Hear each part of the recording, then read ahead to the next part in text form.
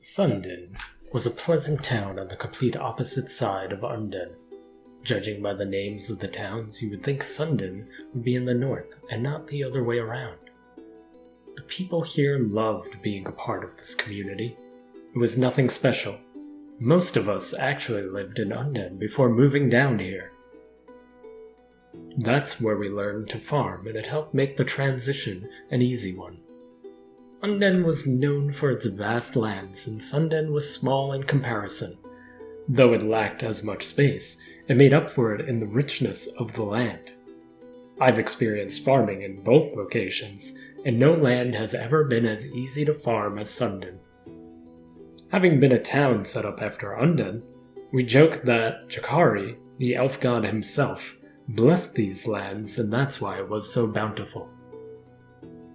We often talked about the importance of keeping this land safe and special, so we boxed it in with stone walls. We built homes within those walls, and Sundin thrived.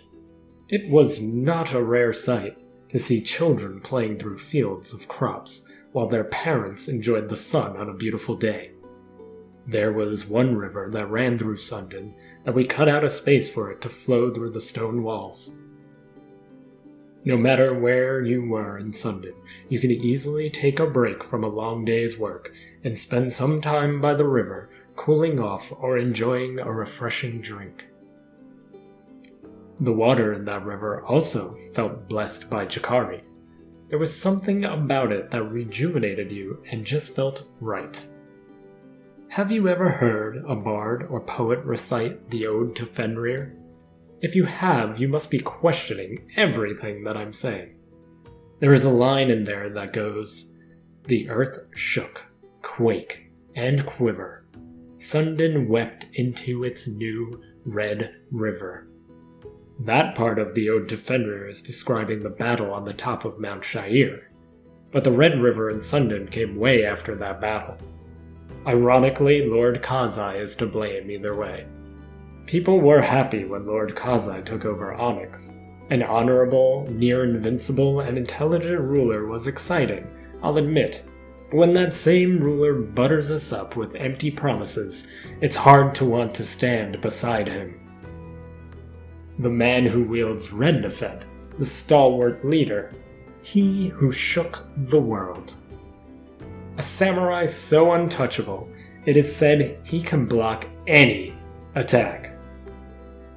When Lord Kazai started his rule, he made his rounds to the towns of Onyx.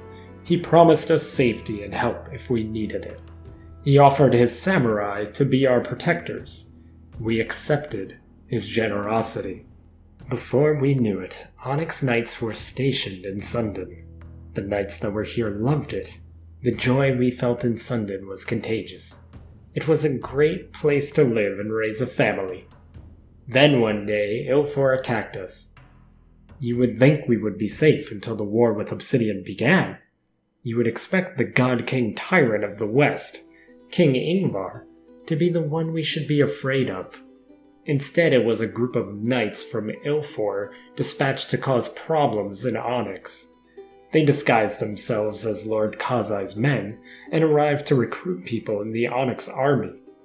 Some of our citizens were actually willing to give up what a lot of us considered paradise on Fenrir here in Sundin. As some of us went through the recruitment process, we all lost sight of the fact that these wolves in sheep's clothing were locking and barricading all of our exits from the outside. I was working in the fields, relatively far from where they were recruiting, but even I will never forget the face of the Ilfor knight who stood at the main entrance to Sundin and removed his helmet. Hend, he called himself, named after Hend, a small fishing town that was wiped out by Morska, the mermaid goddess, for refusing to believe in her. Whether he was alive when that happened, I'm not sure. I doubt it, as he didn't look very old, but I imagine his parents or ancestors were crippled by their lack of faith in Morska and driven by anger for Vorpal, the fishing town that benefited from Morska's blessing instead. Hend explained the truth of what was happening, that they weren't Knights of Onyx at all, that they didn't serve Lord Kazai. He assured us that Lord Kazai wasn't coming to save us, and his knights made short work of Kazai's samurai. As you could imagine, panic ensued. To this day, I can still hear the screams of my neighbors.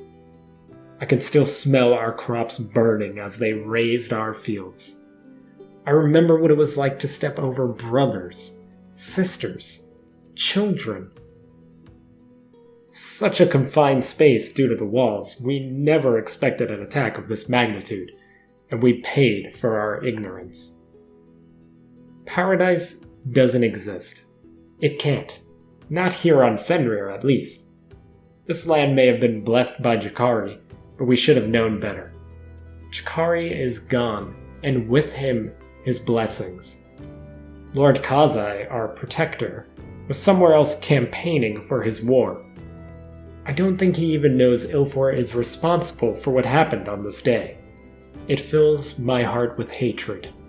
It makes me wish I wasn't an old man, too old to get revenge on Ilfor myself. You might be wondering how I could sit here and tell this tale. I have only one man to thank for that. A man who realized what was happening before anyone else did. His name is Jiru, and he cleared out one of the back exits while all the commotion was happening. Since I was in the field and not as distracted by the fake recruitment process as everyone else, I was able to get far away and avoid the Ilfor knights stationed around the field. The moment I exited the fields, however, I got caught by some Ilfor knights waiting on the outside. Luckily for me, Jiru finished clearing an exit.